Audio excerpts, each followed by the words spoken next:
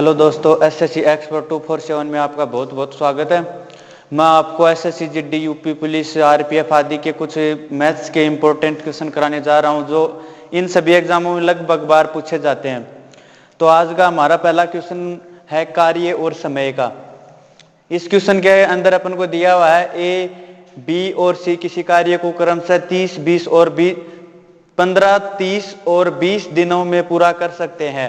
ए काम पूरा होने से एक दिन पहले काम छोड़ देता है और बी पूरा होने से 2 दिन पहले काम को छोड़ देता है। तो कार्य कुल कितने दिनों में पूरा होगा? क्वेश्चन के अंदर अपन को उनका टोटल कार्य कितने दिन में करते हैं वो दिया हुआ है और एक बार ए छोड़ के जा रहा है, एक बार बी छोड़ के जा रहा है। तो आओ दोस्तों अपन हम इसको सोल्व करते हैं। जैसा अपन को क्वेश्चन के अंदर बोला हुआ वैसे अपन लिख देते हैं। जैसे कि एक किसी कार्य को 15 दिन में पूरा कर देता है, बी उसी कार्य को 30 दिन में पूरा करता है, सी उसी कार्य को 20 दिन में पूरा करता है। तो हमको टोटल वर्क निकालना है, यानी कि इन सभी का एलसीएम निकालना है। एलसीएम वही होता है जिसमें 15, 30 और 20 तीनों संख्याओं का भाग जाएगा, वही इनका एलसीएम आएगा। तो अपने पास इनका एलसीएम है 60। ये एलसीएम है ना, यही कुल वर्क है। अब इन अपने पास एक दिन की कार्य क्षमता निकालनी है। एक दिन की काम निकालना है। तो ए 15 दिन में 60 काम करता है, तो वो एक दिन में कितने काम करेगा? 60 के अंदर 15 का भाग देंगे तो 15 का 60 के अंदर भाग दिया तो 4 काम आ गए। उसी प्रकार 30 दिन में ए है, बी है, वो 60 काम करता है, तो 60 के अंदर 30 का भाग दिया तो 2 काम आया। 20 ए सी है ना, वो 20 दिन में 60 काम करता है, तो एक दिन में वह 3 काम करेगा। ये तीनों ए, बी और सी काम को ए, बी और सी काम को एक दिन में ये 9 काम कर देंगे। एक दिन में यानी ये 9 काम कर देंगे। अब क्वेश्चन में अपन को बोला है कि एक काम पूरा होने से एक दिन पहले काम को छोड़ देता है, यानी कि काम पूरा 10 दिन में हो रहा है तो ए 9 दिन ही काम करता है, लास्ट दिन काम नहीं करता। तो लास्ट दिन काम नहीं करता, इसका मतलब उसके जो 4 कार्य हैं वो इन दोनों को करने पड़ेंगे फिर। तो ए 4 काम करता है एक दिन में और ये एक दिन कार्य नहीं करता है, तो ये 60 काम तो पहले थे, 4 काम लास्ट वाले ए के भी बढ़ गए। अब आगे और बोला हुआ है कि बी कार्य पूरा होने से 2 दिन पहले काम छोड़ देता है। तो बी एक दिन में कितने कार्य करता है? बी एक दिन में 2 कार्य करता है, तो 2 दिन में 4 कार्य करेगा, यानी कि ये 4 कार्य भी और जुड़ जाएंगे टोटल के अंदर।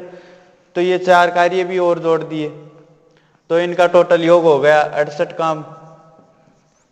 अब ये जो काम बढ़ा हुआ आया है ना, ये इन दोनों ने जो काम नहीं किया, एक ने एक दिन नहीं किया, एक ने 2 दिन नहीं किया, इनका काम जोड़ के फिर अपन तीनों का कार्य क्षमता का भाग दे देंगे।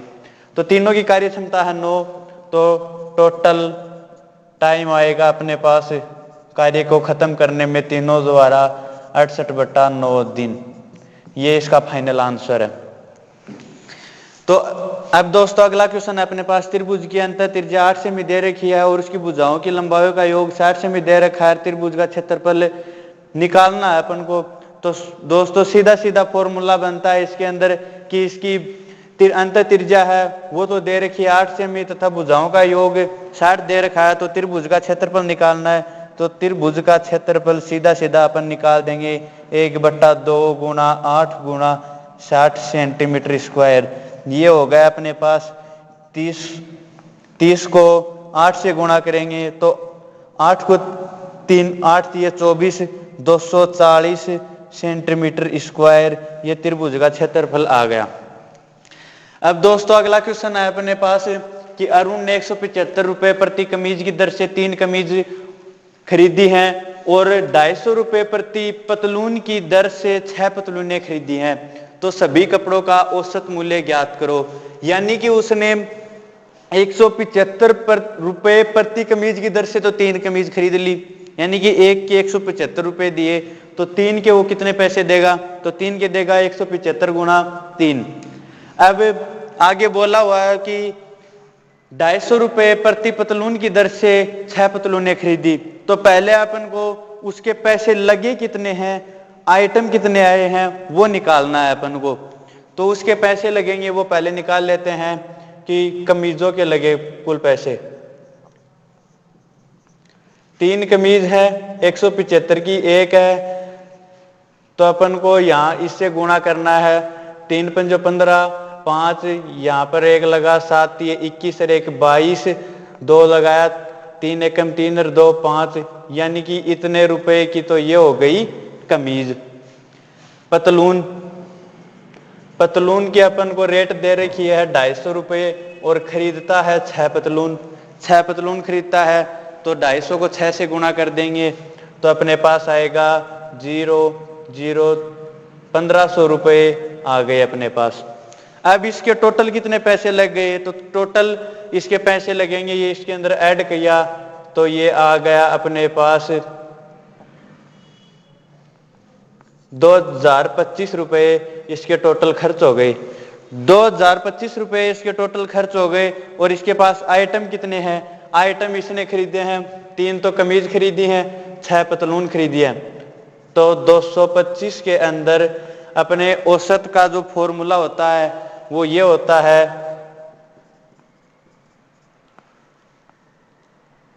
कुल योग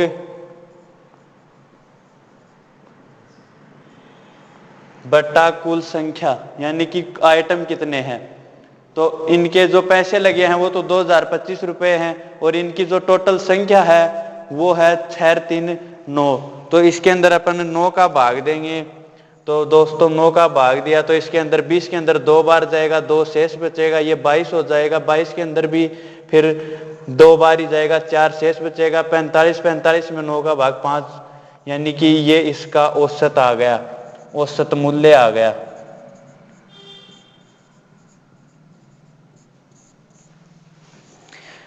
अब अगले सवाल पर चलते हैं अपन। अगले सवाल में अपन को दिया हुआ है यदि a माइनस बी अनुपात a प्लस बी बराबर 6 अनुपात 14 है तो 4a प्लस 3b अनुपात 4a माइनस 3b का अनुपात ज्ञात करना है। तो दोस्तों ऐसे क्वेश्चन में हमें सबसे पहले क्या करना है, जैसे कि अपन को दे रखा है a माइनस बी अनुपात a प्लस बी और आगे इनका अनुपात दे रखा है। तो सबसे पहले जो अनुपात है इनको पहले अपन ऐसे मान लेते हैं कि पहला अनुपात 6 के बराबर है, दूसरा अनुपात 14 के बराबर है। तो आओ दोस्तों अपन इसको हल करते हैं। a माइनस बी के बराबर है 6, a प्लस बी के बराबर है 14। तो सबसे पहले अपन इनमें से a की वैल्यू निकाल लेंगे। यहीं पर इनको जोड़ने पर b है वो कैंसिल हो जाएगा, 2a बराबर आ जाएगा 20, a बराबर आ जाएगा 10 और a बराबर 10 आ गया तो इस समीकरण के अंदर ये वैल्यू रख देंगे तो b बराबर आ जाएगा 4। अब a बराबर आ गया, b बराबर आ गया, अपने जो पूछा है उसके अंदर रख देंगे और अपने आंसर आ जाएंगे। तो आओ दोस्तों अपन इनके अंदर रखते हैं। a की वैल्यू 10 है, b की वैल्यू 4 है, इसका अनुपात पूछा हुआ है और जैसा जैसा इसके अंदर बोला हुआ है वैसा वैसा कार्य अपन कर देंगे। तो ये 40 प्लस 12 हो जाएगा और ये 40 माइनस 12 हो जाएगा। तो ये तो हो जाएगा 52 अनुपात और ये 40 में से 12 गए, ये अपने पास आ जाएगा 28। अब ये पहले 2 से कट रहे हैं तो इनको काट देते हैं।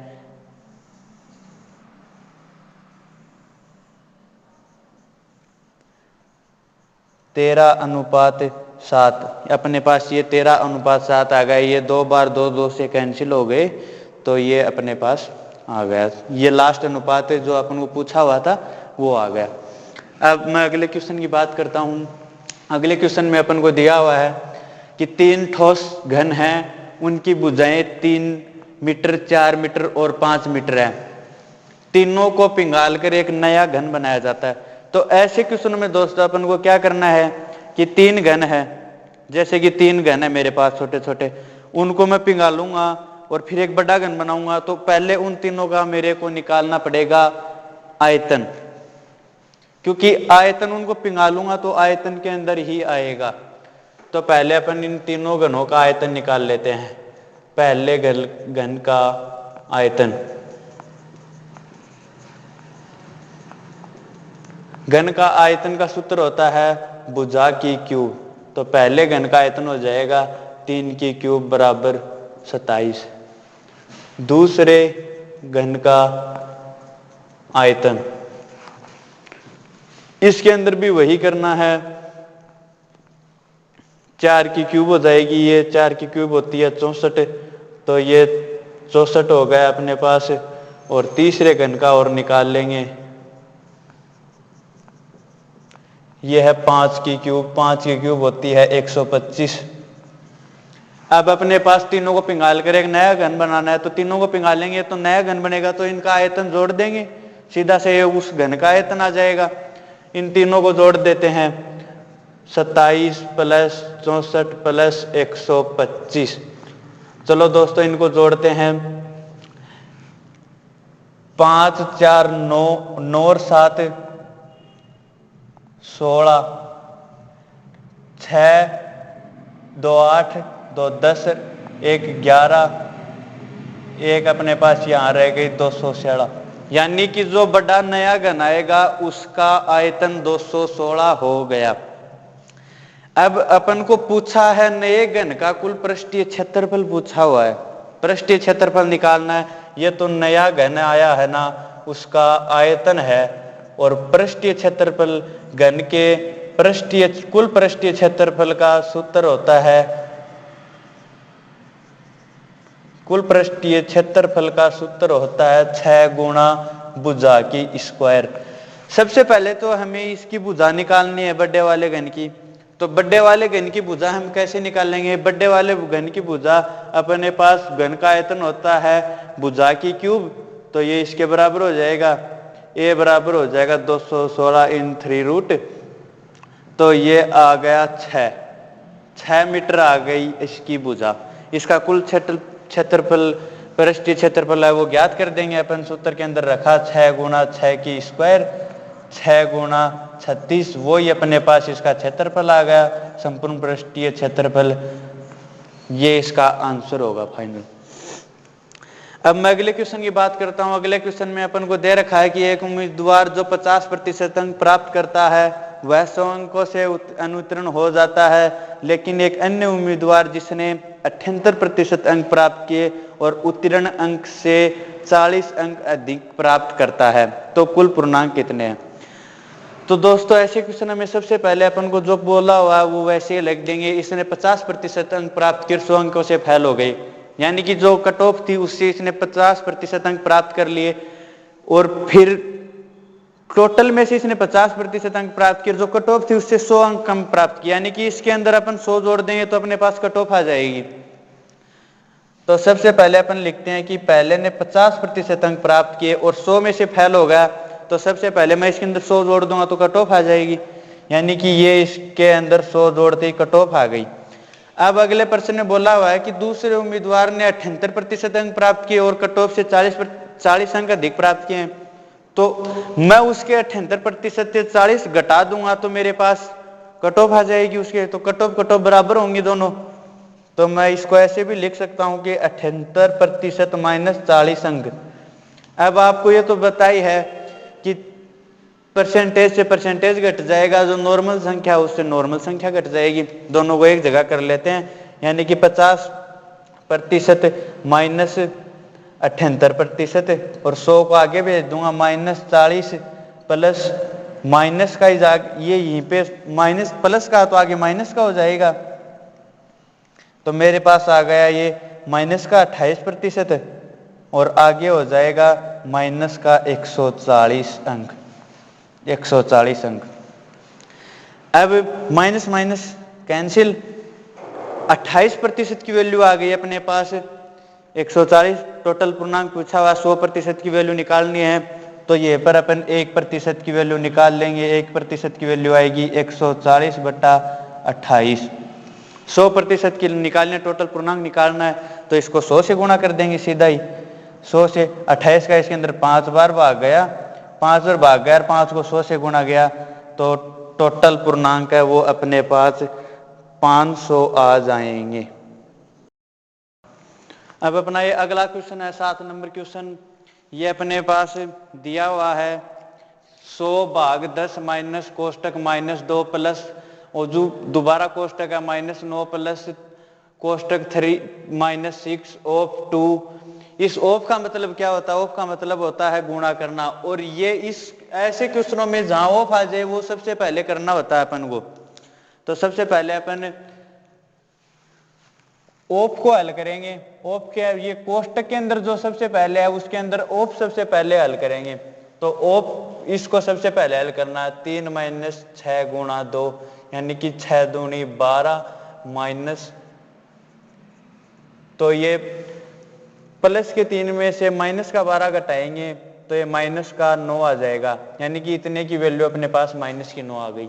माइनस की 9 आ गई, यहीं पर मैंने -9 रखा, -9 मेरे पास माइनस ये 18 हो गए। -18 मैं इसको बाहर लाऊंगा तो प्लस है, प्लस गुणा माइनस माइनस हो जाएगा, माइनस का 2 आगे फिर वापस माइनस का 2 है तो ये मेरे पास माइनस का 20 हो जाएगा। दोस्तों जैसे मैं सोल्व कर रहा हूं वैसे स्टेप बाय स्टेप सोल्व करोगे तो ऐसे क्वेश्चनों में टाइम लगेगा ही नहीं, बिल्कुल 30 सेकंड के अंदर आंसर आ जाएगा। अब मेरे पास ये -20 आ गए, माइनस को फिर मैं वापस बाहर लाऊंगा तो ये प्लस का हो जाएगा, यानी कि यहीं तक की वैल्यू मेरे पास +20 आ गई। अब आगे क्वेश्चन में मेरे को दिया हुआ है 10 भाग 100 के अंदर 10 का भाग देंगे तो ये सबसे पहले मैं भाग दे दूं तो इसके अंदर मेरे पास 10 आ जाएगा। 10 आगे 20 मेरे पास इस इतने तक की 20 वैल्यू थी, यहाँ पर 20 हो गया था, माइनस का 20 12 आया तो प्लस का हो गया, तो +20 कर दूंगा तो इसकी वैल्यू मेरे पास 30 आ जाएगी, यानी इसका करेक्ट आंसर 30 होगा।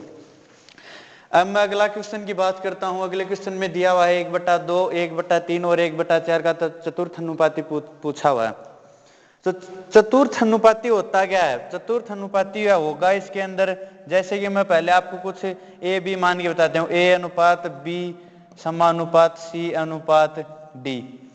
तो ये तो है अपने पास चतुर्थ अनुपात, ये तृतीयानुपात, और इन दोनों का अपन मध्यानुपात भी बोल सकते हैं, और ये प्रथमानुपात है। तो अपन को ये पूछा हुआ है, बाकी ये 3 दिए हुए हैं, तो जैसे इसके अंदर है वैसे लिख दो इनको एक बार, ऐसे इनको लिख दिया और यहीं पे मैंने डी लिख लिया, और कुछ नहीं, डी लिख लिया, सीधा मैंने डी लिख लिया। अब इसका नियम होता है कि इन दो का क्रॉस बराबर होगा इन दोनों के क्रॉस के बराबर, यानी कि बाह्य पदों का गुणा बराबर मध्य पदों का गुणा। तो मैं सबसे पहले इनको गुणा कर देता हूं। ये तो मेरे पास आ जाएगा 1/2 डी, और ये आ जाएगा 1/3 गुणा 1/4, यानी कि 1/2 डी बराबर आ गया 1/12, तो डी बराबर आ जाएगा मेरे पास 1/12 गुणा 2/1 बराबर 1/6, यानी कि ये मेरे पास चतुर्थ अनुपाती आ गया।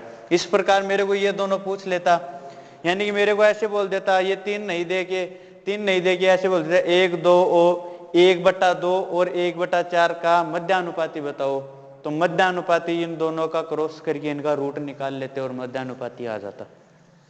अब मैं अगले क्वेश्चन की बात करता हूं। अगले क्वेश्चन में दे रखा है कि 2% कम करने पर एक टेबल का मूल्य है वो 17,640 रुपये हो जाता है, तो उसका अंकित मूल्य क्या था? यानी कि मैंने कोई टेबल खरीदी और उस पर मेरे को दुकानदार ने 2% की छूट दे दी और मैंने इसके 17,640 रुपये चुकाए, तो दुकानदार ने पहले इसके ऊपर लिखा क्या था, रेट क्या थी इसकी? तो रेट क्या थी? कोई भी रेट मान लेते हैं अपन, जैसे कि कोई भी चीज है उसकी रेट 100% होती है, उसके ऊपर तो छूट मिलती है अपने पास। तो मेरे पास रेट थी 100 पर मेरे को इसने छूट दे दी, 2% की छूट दे दी, 2% की छूट दे दी, तो मेरे पास ये 98 की वैल्यू आ गई, यानी कि मेरे लिए वो 100 रुपए की थी, दुकानदार के लिए चाहे वो 10 रुपए की होगी, बट उसने मेरे को उसकी रेट है वो 100 रुपए दिखाई और उस पर उसने मेरे को 2% का दे दिया छूट दे दी, 2% की छूट दे दी, तो मेरे लिए वो वस्तु 98 की हो गई। मेरे अनुसार वो 98 की है, क्वेश्चन में मेरे को वो 17,640 रुपए की बता रखी है। तो मैं इसको ऐसे लिख दूंगा, 17,698 की वैल्यू है, तो 100 की वैल्यू निकालनी है मेरे को, यानी कि उसका अंकित मूल्य निकालना है। तो मैं इसको 100 से गुणा कर दूंगा। 98 का इसके अंदर अपन भाग लेंगे तो इसके अंदर भाग 18 बार जाएगा 98 का, तो मेरे पास अंकित मूल्य आ गया 18,000 रुपये। अब मैं अगले क्वेश्चन की बात करता हूं। अगले क्वेश्चन में मेरे को दे रखा व्यंजक x square minus 9y square का मान क्या होगा जब x बराबर 2.5 और y बराबर 0.5 हो। तो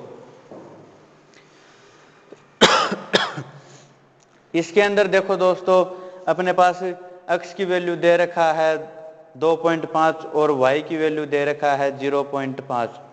तो सबसे पहले मैं इस समीकरण के अंदर इसकी वैल्यू रख दूंगा 2.5 का स्क्वायर माइनस 9 गुणा 0.5 का स्क्वायर। 2.5 का स्क्वायर करेंगे अपने पास आएगा 6.25 माइनस 9 गुणा 0.5 का करेंगे स्क्वायर तो 0.25 आएगा। इसको मैंने u का u लिख दिया और इसको मैंने 9 से गुणा किया, तो 0.25 को 9 से गुणा करते हैं तो 9 पंजे 45, 4 9 दूनी 18, 4 22, 2.25। 6.25 से 2.25 घटा दिया तो मेरे पास आंसर आएगा 4। ये इसका फाइनल आंसर होगा। ठीक है दोस्तों, क्वेश्चन अच्छे हैं, बहुत अच्छे हैं, इनकी प्रैक्टिस करना बार बार। और आज के लिए इतना ही है। थैंक यू दोस्तों, चैनल को लाइक और सब्सक्राइब जरूर करें।